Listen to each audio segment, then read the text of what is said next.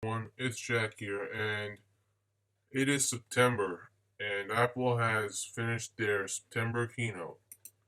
So, in their September keynote, they have released quite a few things.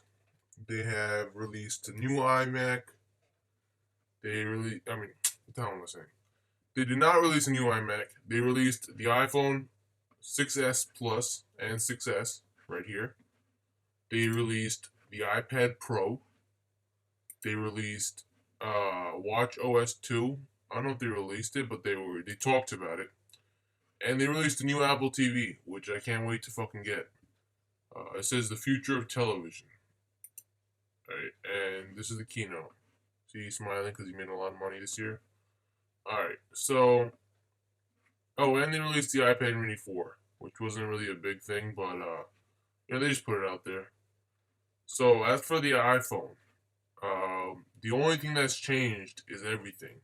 And that is just the perfect way to say it because everything you do with your finger has changed. I mean, if you press lightly, it does one thing. If you press harder, it does another thing. Because the new iPhone 6S has Force Touch, which is, it tells you how hard you touch the screen. Like, it knows how hard. It does different actions. Um, so they also made a new Android app. So if you want to switch to iOS, you can easily switch to iOS using the Android app they made. And obviously, it comes with iOS 9. And if you want to know about more how to get iOS 9, there's a link in the description below that will bring you to a video that will tell you more about it. And Apple Pay is better because I believe now it can accept Discover cards as well, which was a pain in the ass for me because I have Discover. So now it's good for me. They also made new cases for the iPhone 6S and 6S Plus, which will obviously also work for the iPhone 6 and 6 Plus because they're the same size. But they added new colors and stuff, which is nice. And I mean, they have some new features. I mean, the back camera is now 12 megapixels, which is nice. They also did another thing where they added a new color, which is this rose gold right here. So now the iPhone lineup has 4 colors, which is nice, I guess. And that's pretty cool. Besides that, what else did it do? The iPhone 6 Plus does not bend anymore because they put a much stronger aluminum inside. It should say that somewhere here. I don't know where. Let's see. Hold on. It's like fucking spaceship strong. Okay, let me show you. Alright, so 12 megapixel and it records 4K videos, which is kind of nice. And it's 30 frames per second, so that's pretty. I mean, it's okay. You also have the option of decreasing it to 1080p, just like the iPhone 6.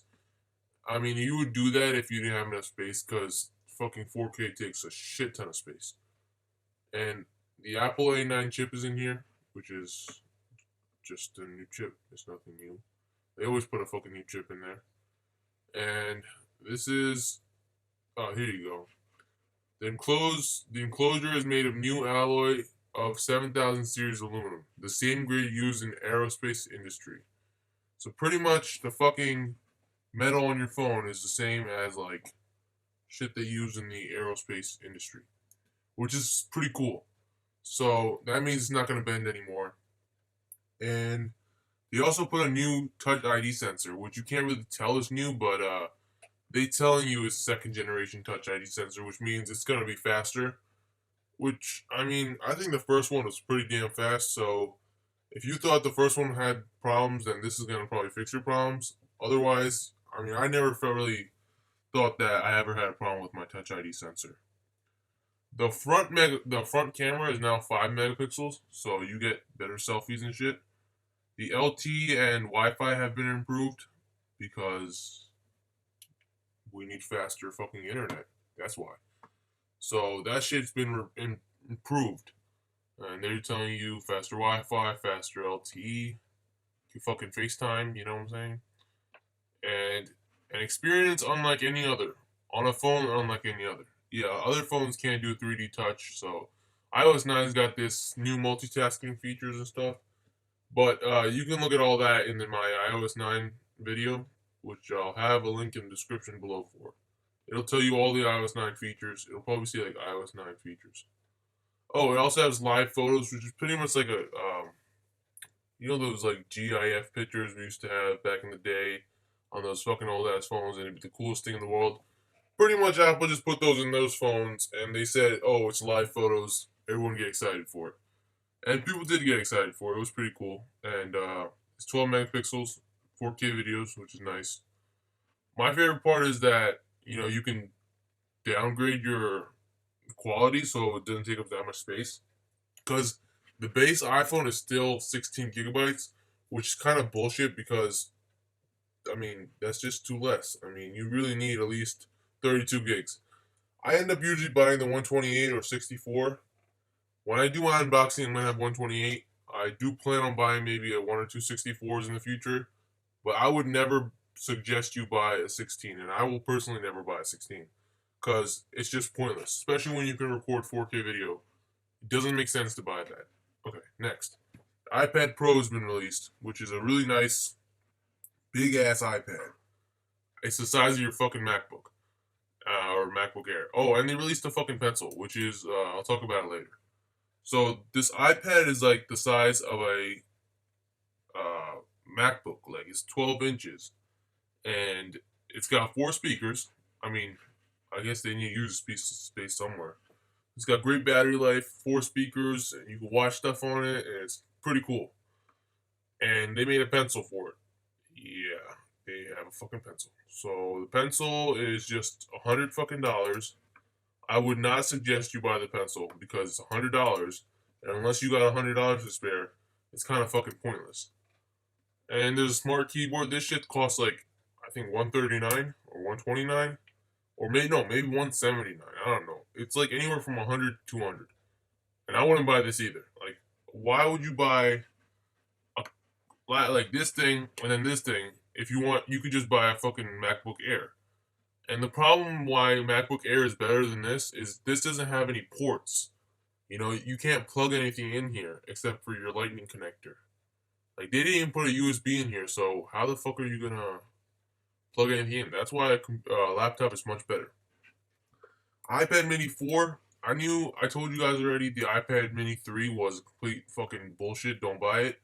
And that was because the only thing they did to it was add the Touch ID sensor.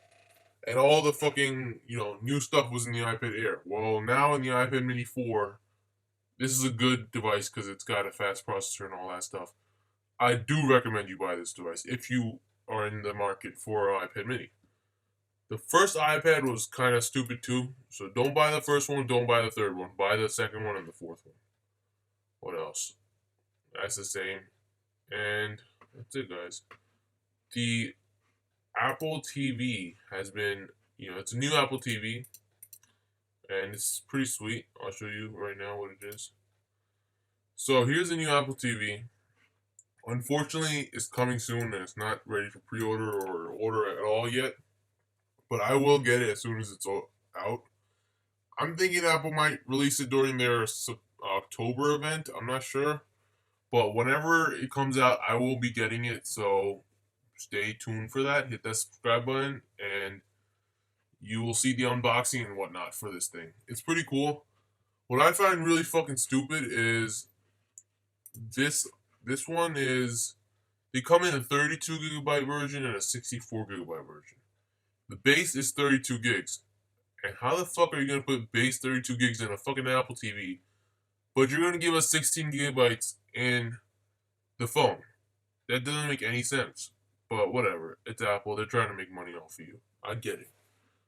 They got a new remote for the Apple TV, and my favorite part about this remote, I mean, there's plenty of cool things. They got dual microphones for Siri, glass touch surface. Those two things are pretty cool. But my favorite thing is the volume up and down button, because I hate using two remotes when I'm watching something just to change the volume. So this will now control your TV volume, which is great. I really, like that. And aside from that, I mean, it's got the A8 chip, which is fucking super fast for Apple TV. You really don't need that, but they put it in there anyway. It's probably because they don't plan on updating the Apple TV again anytime soon. So that was the Apple TV 4 or the Apple TV. I don't know what you want to call it, but Yeah, that's pretty much it for the September keynote. There's nothing really else that happened.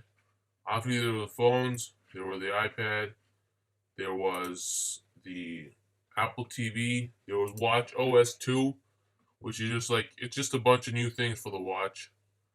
And I'll tell you more about that later. Whenever we have the watch, actually, there you go. Actually, it's already out, I think. Yeah, so this is more faces, features for even more personal experience. So yeah, the problem with the faces was that Apple didn't really have too many faces. And now I believe you can put third-party faces in there. I'm not sure, but it's pretty cool. I mean, they put some new shit in it. They got some new shit. That's all I can say.